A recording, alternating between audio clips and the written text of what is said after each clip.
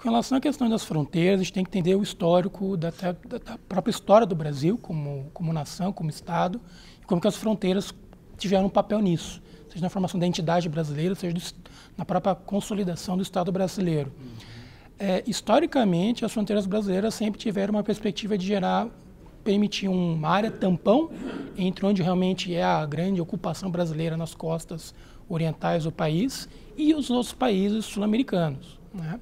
Por conta disso, desde a consolidação das fronteiras, por atuação do Barão do Rio Branco e a atuação combinada na época da monarquia, depois da República Velha, em grande parte a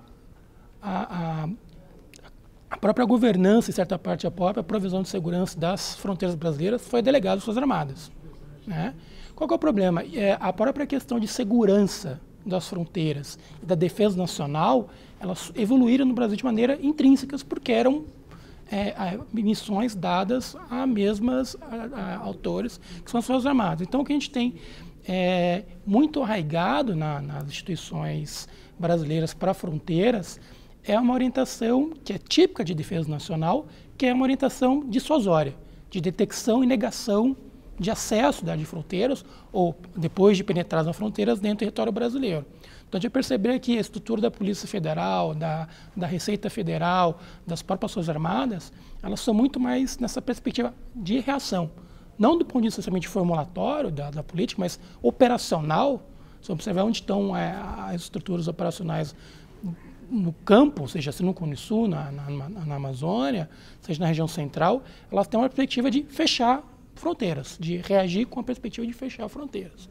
E isso ainda se mantém, de certa maneira, se mantém hoje em dia. Primeiro tem que existir, como a gente discutiu até aqui no evento realmente, tem que ter uma diferenciação entre uma perspectiva de defesa nacional, realmente delegar as Forças Armadas, e o aspecto dissuasório ele é importante, porque ele tem um efeito estabilizador na região, ele impede aventuras militarescas desse tipo.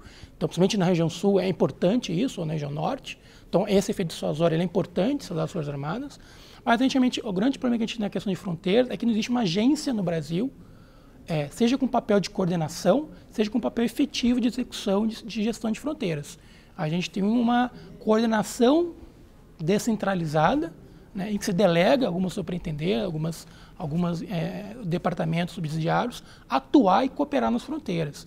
Então é interessante notar que aqui em Brasília muitas vezes você concebe operações conjuntas, faz muito sentido, é só atravessar a esplanada e as pessoas concordam, mas quando isso vai ser tramitado e executado no Rio Grande do Sul, ou no Paraná, ou no Mato Grosso, é muito mais difícil, porque a estrutura da maioria das organizações, primeiro, não foram concebidas para lidar com fronteira.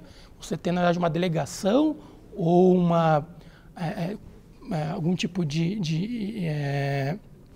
reorganização para atender algumas funções de fronteira ou uma recomposição, reforço em situações críticas, né? Mas você não tem uma estrutura permanente de regular as várias agências que tem algum tipo de efeito de políticas públicas nas regiões de fronteira. A gente percebe que isso está sendo extraordinário, acho que é o principal elemento de avanço no aparato brasileiro, que é resultado, primeiro, da própria profissionalização das Forças Armadas, que tornam muito mais profissionais, muito mais articuladas, seja na própria formação dos oficiais militares, mas seja na própria institucionalização do Ministério da Defesa, a partir de 2010. E a gente observa também, nos últimos anos, uma reinvenção de vários setores do Itamaraty, abraçando a questão de segurança e defesa, que era uma questão que era marginal, que o Itamaraty tinha muito mais um papel de respaldar, apoiar outras agências que cuidavam mais da questão de segurança e defesa, a Polícia Federal, as Forças Armadas, e hoje passa a ter um papel muito mais protagônico. Realmente, a gente observa agora que, com a consolidação dessa divisão geral de assuntos de segurança e defesa, ele passa a ter um papel muito mais protagônico de articulação regional para questões de segurança e defesa e alguma perspectiva de cenário. O grande problema que a gente tem é que, se a gente equilibra esse histórico institucional e normativo que a gente tem, que é muito arraigado nas próprias estruturas de organização de força, ou de repressão, ou de controle que a gente tem no Brasil, e essa visão mais inclusiva e mais multilateral do Itamaraty, você vai ter entraves. Pode não ter entraves no contato direto entre os iguais numa mesma unidade, mas na hora que a gente tiver que executar isso para baixo, vai ter um problema. Por isso que eu vejo que, por mais que isso seja importante, extraordinário, tem que ser incentivado, sem uma politização dessas discussões de segurança e defesa e uma inclusão de um estabelecimento com uma participação do presidente da Casa Civil para sobrepor quando existir trade-offs, existir dilemas ou quando as consultas, os diálogos não forem tão, digamos assim, proveitosos, esses momentos vão acontecer, isso pode gerar um problema crônico para frente. A própria robustez que você tem no Ministério da Defesa e no Itamaraty, ele não substitui, mas ele melhora a falta de um staff em nível presidencial.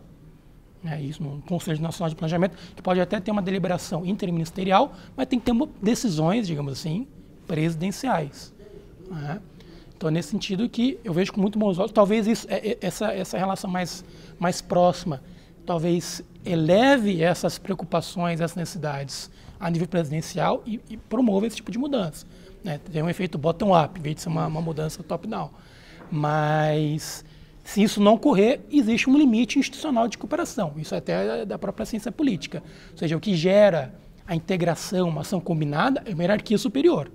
Por mais que você tenha boa vontade, benevolência e qualificação de quadros do Ministério da Defesa e do Itamaraty, vai chegar uma hora, eles estão numa condição de cooperação entre iguais e não de subordinamento a um superior. Então, vai ter limites nisso.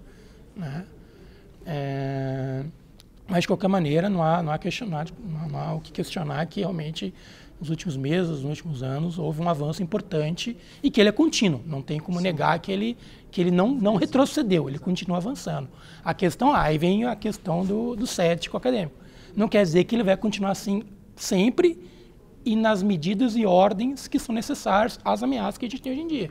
Porque os problemas que a gente tem de segurança pública ou do entorno estratégico, elas também vêm crescendo em ritmo galopante. Então, se existir um descompasso maior entre as ameaças e o aparato estatal para isso é preocupante.